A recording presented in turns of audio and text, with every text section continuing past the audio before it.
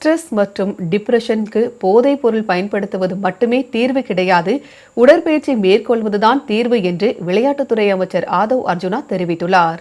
சென்னை காமராஜர் சாலை பேரறிஞர் அண்ணா நினைவிடம் அருகே தொடங்கிய இந்த ஸ்டார்ட் ரன் ஸ்டாப் ட்ரக்ஸ் போதைப் பொருள் ஒழிப்பு விழிப்புணர்வு ஓட்டம் 2026 முதலமைச்சர் ஜோசப் விஜய் தொடங்கி வைத்தார்.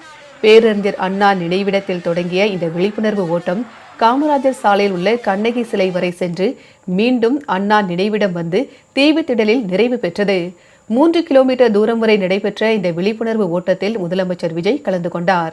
இதைத் தொடர்ந்து தீவுத்திடலில் நடைபெற்ற நிறைவு விழாவில் விழிப்புணர்வு ஓட்டத்தில் கலந்து கொண்டவர்களுக்கு பதக்கங்களை வழங்கினார். நிகழ்ச்சியில் பேசிய அமைச்சர் ஆதவ் அர்ஜுனா, இந்தியாவிலேயே அதுவும் தமிழக வரலாற்றிலேயே போதைப் பொருள் ஒழிப்பு விழிப்புணர்வு ஓட்டத்தில் கலந்து கொண்டு 3 கிலோமீட்டர் தூரம் ஓடிய ஒரே முதலமைச்சர் விஜய்தான் என்று கூறினார்.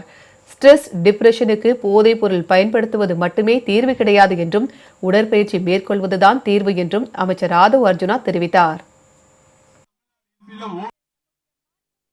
இதுவரைக்கும் இருந்த சிஎம்லயே ஒரு மராத்தான்ல பார்ட்டிசிபேட் பண்ணி 3 கிலோமீட்டர் ஓடின சிஎம் தமிழ்நாட்டுல இந்தியாவிலே ஒரே சிஎம் நம்மளுடைய சிஎம் திரு சி ஜோசப் விஜய் அண்ணன் தான். வேற எந்த சிஎமும் தமிழ்நாடு ஹிஸ்டரியில ஓடுனதே கிடையாது, ரன் பண்ணதே கிடையாது. மார்னிங் 5 o'clock எந்திரிச்சு ஷார்ப்பா 6:10 வந்து 6:15 வந்து ரன் பண்ண ஆரம்பிச்சு ஒரு சிஎம் 3 கிலோமீட்டர் கம்ப்ளீட் பண்ணார்னா நம்ம சிஎம் மாதிரியே தமிழ்நாடு ஹெல்த்தியா மாற போகுது.